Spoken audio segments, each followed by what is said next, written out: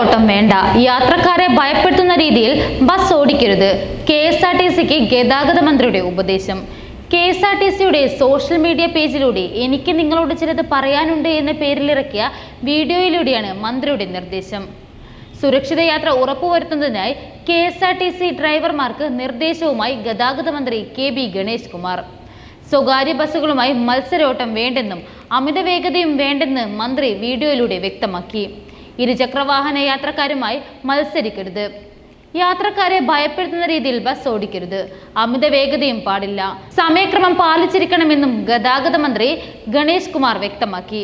Breath analyser പരിശോധന തുടങ്ങിയതോടെ KSRTCയിലെ അപകടങ്ങൾ കുറഞ്ഞു. അപകട നിരക്ക് മരണനിരക്കും കുറയാൻ സാധിച്ചു. റോഡിന്റെ ഇടതുവശത്ത് തന്നെ ബസ് നിർത്തണം. എതിരെ വരുന്ന ബസ്സിന് സമാന്തരമായി ബസ് നിർത്താൻ പാടുള്ളതല്ല. കൈ കാണിച്ചാൽ ബസ് നിർത്തിയിരിക്കണം. ഡീസൽ ലാഭിക്കുന്ന തരത്തിൽ ബസ് ഓടിക്കണമെന്നും KB ഗണേഷ് കുമാർ പറഞ്ഞു. നമ്മുടെ റോഡിന്റെ പരിമിതികൾ പരിഗണിച്ചും സ്ത്രീകളും കുട്ടികളും ഉൾപ്പെടെയുള്ള ഇരുചക്ര വാഹന യാത്രക്കാരെ പരിഗണിച്ചുമായിരിക്കണം ബസ് ഓടിക്കേണ്ടത്. ബസ്സിലെ യാത്രക്കാരോട് അനാവശ്യമായ ചോദ്യങ്ങൾ വേണ്ട എന്നും ഗതാഗത മന്ത്രി.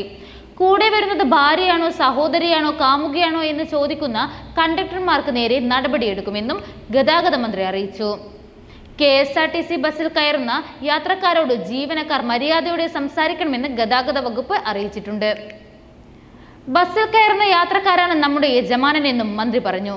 KSRTCയിലെയും സ്വിഫ്റ്റിലെയും കണ്ടക്ടർമാർക്ക് നൽകിയ വീഡിയോ സന്ദേശത്തിലൂടെയാണ് മന്ത്രി ഇത് പറഞ്ഞത്.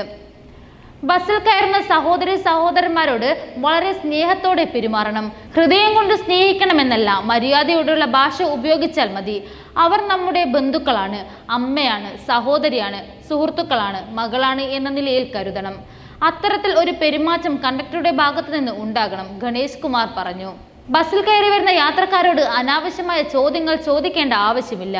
കൂടെ വരുന്നത് സഹോദരിയാണോ, ഭാര്യയാണോ, കാമുകിയാണോ എന്ന് ചോദിക്കുന്ന കണ്ടക്ടറുടെ നടപടികൾ തെറ്റാണ്.